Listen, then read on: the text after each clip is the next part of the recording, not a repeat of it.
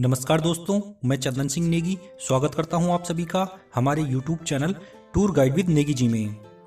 दोस्तों, उत्तराखंड में होने वाली चारधाम यात्रा पर हर साल लाखों श्रद्धालु दर्शनों के लिए आते हैं और भोलेनाथ के धाम केदारनाथ में भी श्रद्धालुओं की भीड़ लगी रहती है।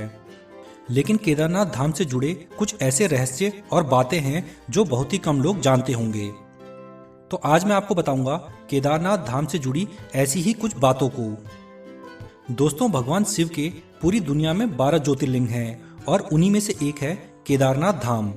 लेकिन इन सभी 12 धामों में से केदारनाथ धाम एक ऐसा धाम है जो साल में 6 महीने के लिए बंद हो जाता है, क्योंकि केदारनाथ धाम हिमालय की गोद में स्थित है। अधिक ऊंचाई पर होने के कारण यहाँ बर्फबारी काफी ज्यादा होती है, तो इसलिए सर्दियों में यहाँ के सारे रास्ते बंद हो जाते हैं, जिस कारण केदारनाथ धाम के कपाट नवंबर से लेकर अप्रैल तक बंद रहते हैं। उस दौरान केदारनाथ भगवान की पूजा उनके शीतकालीन आवास ऊखी मठ के ओंकारेश्वर मंदिर में होती है। कपाट बंद होने के दौरान उनकी डोली सजाकर बड़े ही धूमधाम से उनके शीतकालीन आवास में ले जाई जाती है। तो ये केदारनाथ धाम एकमात्र ऐसा ज्योतिर्लिंग है जो 6 महीने के लिए बंद रहता है। दोस्तों, क्या आप ये बात जानते हैं कि केदारनाथ मंदिर का निर्माण किसने करवाया था? इस मंदिर के बारे में कहा जाता है कि इसका निर्माण पांडवों के वंशज जन्मेजय ने करवाया था, लेकिन बाद में इसका जीर्णोद्धार आदि गुरु शंकराचार्य ने करवाया था। ये मंदिर कत्यूरी शैली में बना हुआ है। आदि गुरु शंकराचार्य 1000 साल पहले जब यहाँ पर आए थे तब उन्होंने इसे ठीक से बनवाया था। इस मंदिर के निर्माण की कथा भी पांडव के समय की है।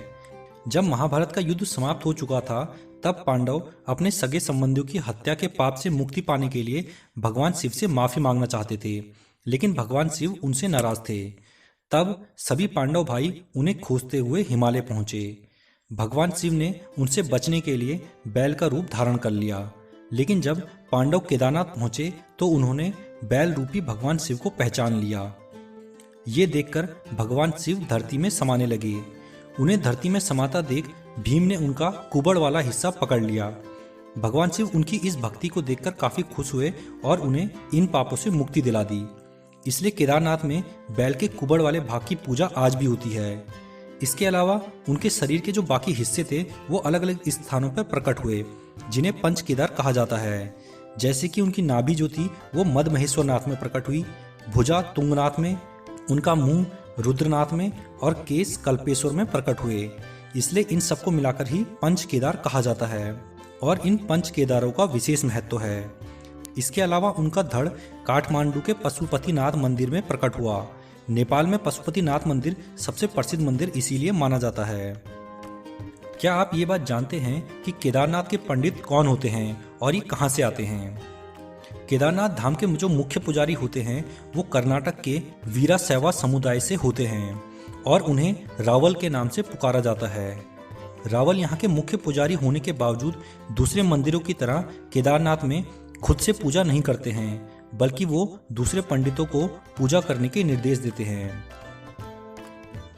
दोस्तों, 2013 में केदार घाटी में भयंकर बाढ़ आई थी, जिसमें कई लोगों की जान गई थी और भारी नुकसान भी हुआ था।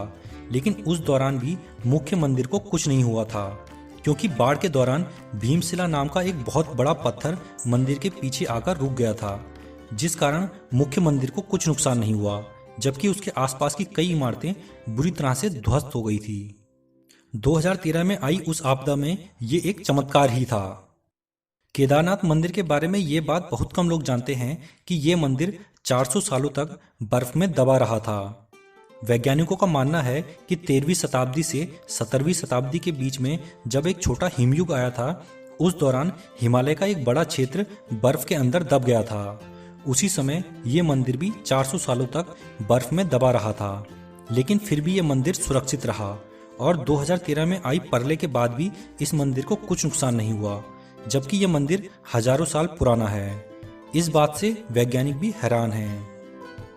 दोस्तों, आज जितनी भीड़ आप केदारनाथ और बद्रीनाथ धाम में देखते हैं, आज से कई साल पहले ऐसी भीड़ नहीं हुआ करती थी। 1962 से पहले यहाँ पे बहुत ही कम लोग दर्शनों के लिए आ पाते थे, क्योंकि यहाँ तक पहुँचने के रास्ते उस समय बहुत ही कठिन हुआ करते थे। ज़्यादातर मार्ग पैदल ही हुआ करते थे और यहाँ तक पहुँचने के लिए कई सौ किलोमीटर का पैदल सफर ही करना होता था। उस समय केवल कुछ हजार बाबा और श्रद्धालु ही यहाँ तक आ पाते थे। लेकिन 1962 में भारत चीन युद्ध के बाद यहाँ की सड़कों का विकास हुआ और मंदिरों तक पहुँचना आसान हुआ और पिछले कुछ सालों से चारधाम यात्रा पर 10 लाख से भी ज़्यादा श्रद्धालु दर्शनों के लिए आते हैं। तो ये हैं केदारनाथ धाम से जुड़ी कुछ ऐसी बातें जो बहुत ही कम लोग जानते हैं। अगली बार जब आप केदारनाथ धाम जाएं तो इन बातों का जरूर ध्यान रखें। आशा करता हूँ हमारा ये वीडियो आपको पसंद आया होगा। हमारा आज का ये वीडियो आपको पसंद आया हो तो हमारे इस वीडियो को लाइक कीजिए और हमारे इस वीडियो को अधिक से अधिक शेयर भी कीजिए। अगर आप हमारे चैनल पर पहली बार आए हैं तो हमारे चैनल को सब्सक्राइब करना बिल्कुल ना भूलें। हम अपने इस चैनल पर ऐसी ही जानकारियाँ देते रहते हैं। इसके बाद हम मिलेंगे अपने नेक्स्ट वीडियो में। तब तक के लिए धन्यवाद। जय हिंद।